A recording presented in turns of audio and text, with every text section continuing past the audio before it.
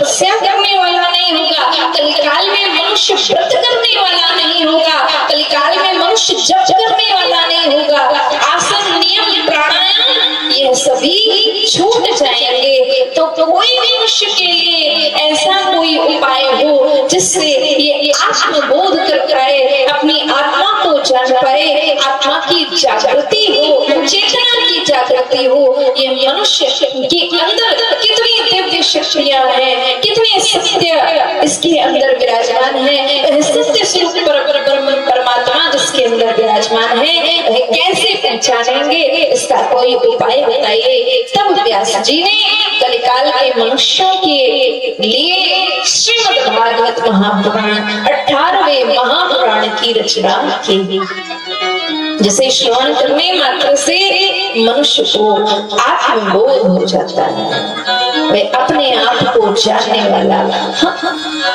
ज्ञान, दिव्य ज्ञान की प्राप्ति होती है। इससे तो मनुष्य संसार को जानने में लगे हैं, ये गोरा है, ये काला है, ये गरीब है, ये अमीर है, ये छोटा है, ये बड़ा है, इसकी ये जाति, उसकी वो जाति। दूसरों को तो हम बहुत जान लेते हैं, लेकिन कभी अपने आप को नहीं जाना, इसीलिए कष्ट होता है, इसीलिए दुख होता है। तो ऐसे भागवत की रचना की, और भागवत के लिए व्यास जी महाराज कहते हैं, भाग्योदय बहुजन समर्चिते सत्संग मम चलभिते पुरुषो यदा अज्ञान हेतु कृत मोह मदान्धकारनाशं विधाय हि तदोदयते विवेकः। भाग्योदय बहुजन्म समर्चिते, ये जो भागवत की कथा है, कई जन्मों के पुण्य उदय होने के बाद ये भागवत, मूल भागवत प्राप्त होती है। कई जन्मों के पुण्यों का जब उदय होता है, तब जाकर मनुष्य धर्म और भक्ति में संलग्न हो पाता है। अन्यथा यदि आपके पूर्व जन्मों के पुण्य नहीं है, पूर्व जन्मों का प्रारब्ध नहीं है, तो आपकी शंका नहीं है कि घर से निकलकर आप भागवत के पंडाल में आ जाएंगे। आ भी जाएंगे तो बैठ नहीं पाएंगे, और अगर बैठ भी गए तो कथा में मन लगेगा नहीं। पंडाल में जरूरी नहीं है, आवश्यक नहीं है कि पंडाल में बैठने वाला हर व्यक्ति, भागवत के पंडाल में बैठने वाले हर व्यक्ति के हृदय में भागवत बैठ जाए। आवश्यक नहीं है कि आप भागवत में बैठे हैं तो भागवत भी आपके अंदर बैठे थे। क्षमता नहीं है, ये क्षमता कब आती है? कहा पुण्यों से आती है। कई जन्मों के जो पुण्यों का उदय होता है, तब जाकर भागवत की कथा प्राप्त होती है। आपके पूर्व जन्मों का पुण्य ही है। यदि आपके हृदय में भागवत कथा बैठ गई तो भागवत में तो सब बैठते हैं, लेकिन मुख्यता इस बात की है, मुख्य बात यह है कि भागवत किस किस के हृदय में बैठती है।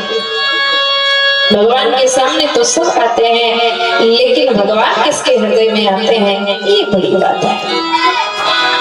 तो पुण्यों से ही यह प्राप्त होता है। जब हम अपने जीवन में पुण्य कार्य करते हैं, धर्मशील होते हैं, धर्म का आचरण करते हैं, अच्छे कार्य करते हैं, तभी जाकर हमें सत्य का दर्शन होता है, और वह सत्य स्वरूप ही परब्रह्म परमात्मा है।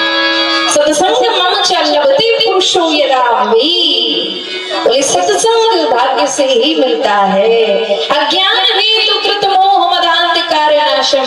अब सत्संग यदि प्राप्त हो जावे तो सत्संग से क्या मिलता है? बोले सत्संग मिलने से अज्ञान हेतु, अज्ञान के कारण हम सभी को जीवन में जो मोह है, पुत्र का मोह है, पुत्री का मोह है, संसार का मोह है, घर का परिवार का मोह है, यह सभी मोह अज्ञान के कारण उत्पन्न होता है। हम सत्य को नहीं जानते, इसीलिए हम मोह में पड़े रहते हैं।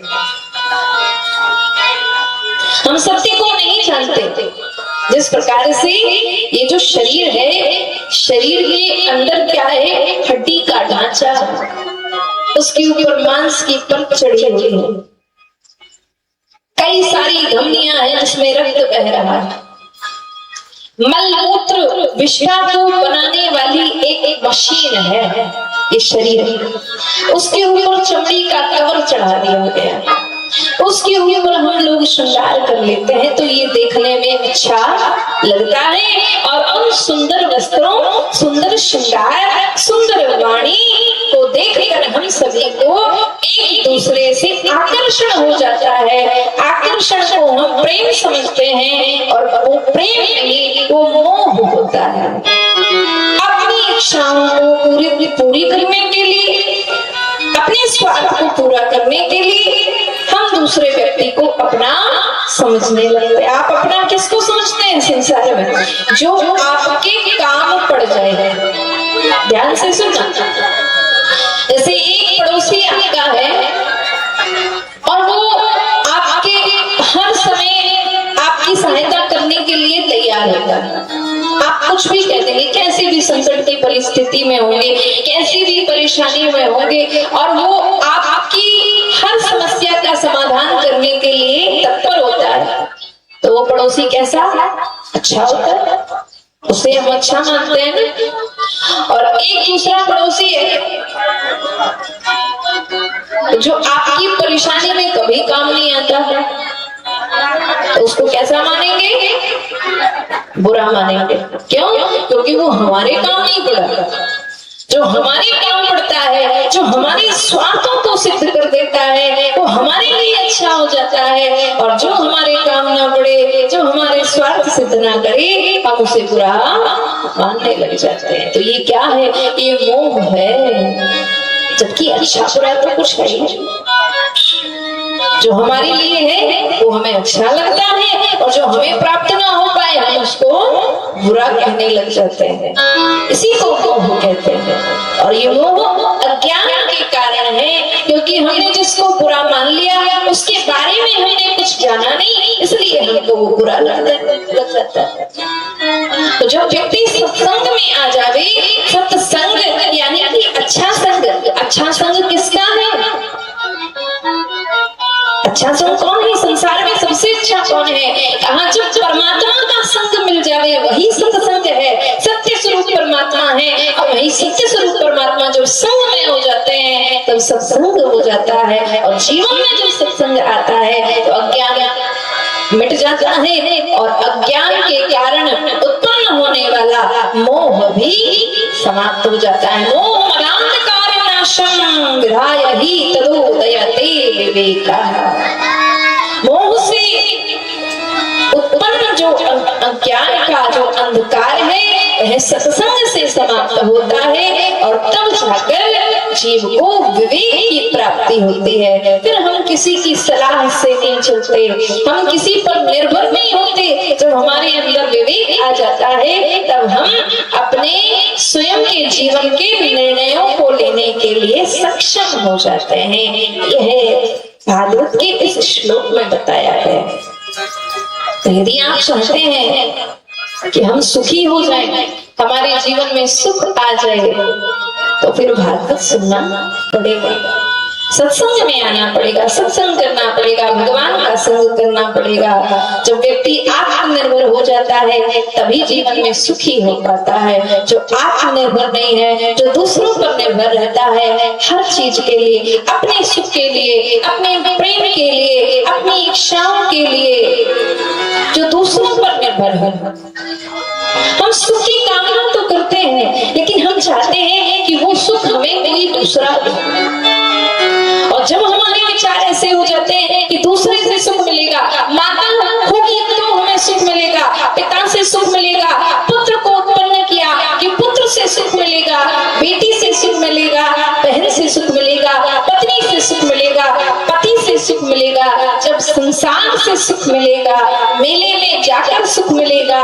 जब ऐसी विचारधारा हमारी हो जाती है तो हमें सुख नहीं मिलता, क्योंकि हम आत्मनिर्भर नहीं है। हम अपने सुख के लिए दूसरों पर जब तक निर्भर रहेंगे तब तक कभी व्यक्ति सुखी हो पाएगा नहीं। यदि सुखी होना चाहते हैं तो आत्मनिर्भर बनना पड़ेगा। आत्मनिर्भर कब होगे? तो साथ में परमात्मा होगा।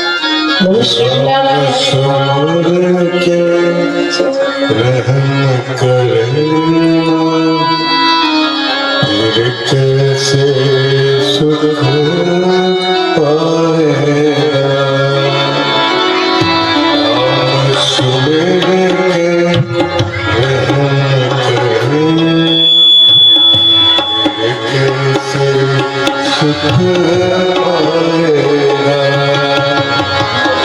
कृष्ण सुमिर के कर्म करना, योगी जग से करेगा। नाम सुमिर के रहम करना, ये कैसे सुख पाएगा।